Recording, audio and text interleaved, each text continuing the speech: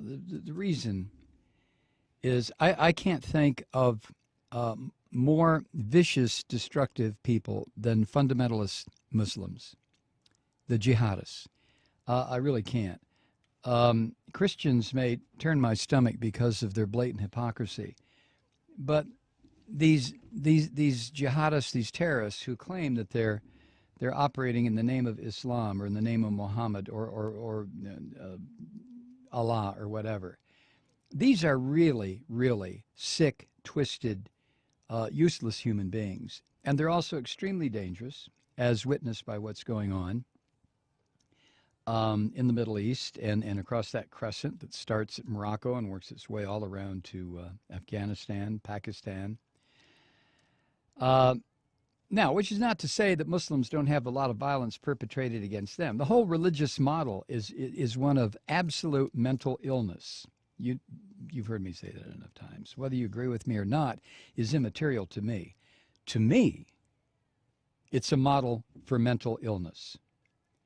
So the latest from the crazy Muslims, I mean the really sick sons of bitches, that photograph of a Sydney, Australia-born 7-year-old boy who is holding the severed head. Have you seen the picture?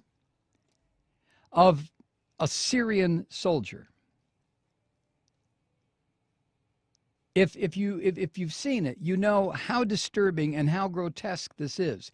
The only reason the 7-year-old is holding the head is because his sick goddamn father, who is one of these ISIS psychopaths, they have been going around not only murdering people, but executing people en masse, tying people together, running them to a ditch and executing them because of their religion. That's the only reason. Religion, nothing else. Religion.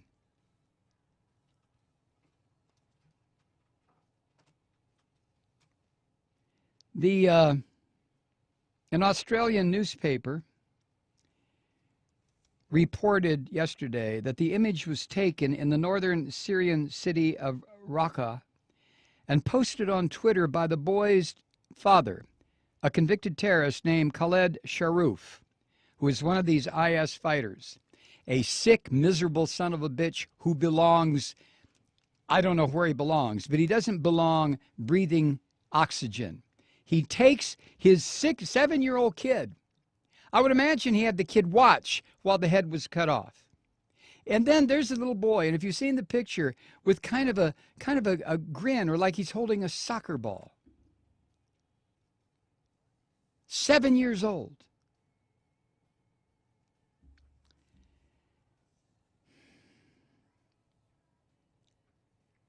I don't agree with John Kerry on just about anything, but he said this image, perhaps even an iconic photograph, indeed, is really one of the most disturbing, stomach-turning, grotesque photographs ever displayed.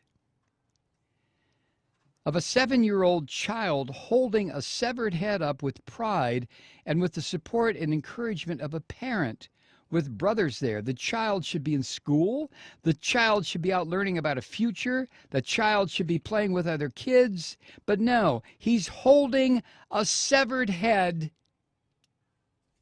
in the middle of combat.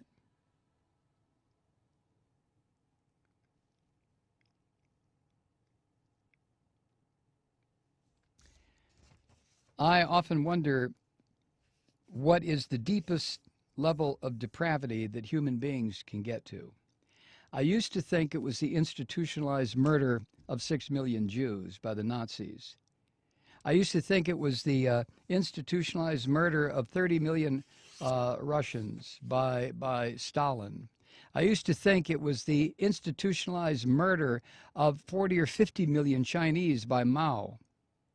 I used to think it was the murder of countless millions by the United States war machine. But I'll tell you what, those institutionalized murders are something removed almost, taken as a whole, from the personal horror that I feel when I see a 7-year-old holding a severed head cut off by his goddamn filthy terrorist Muslim religious freak father. It's too much. Too much.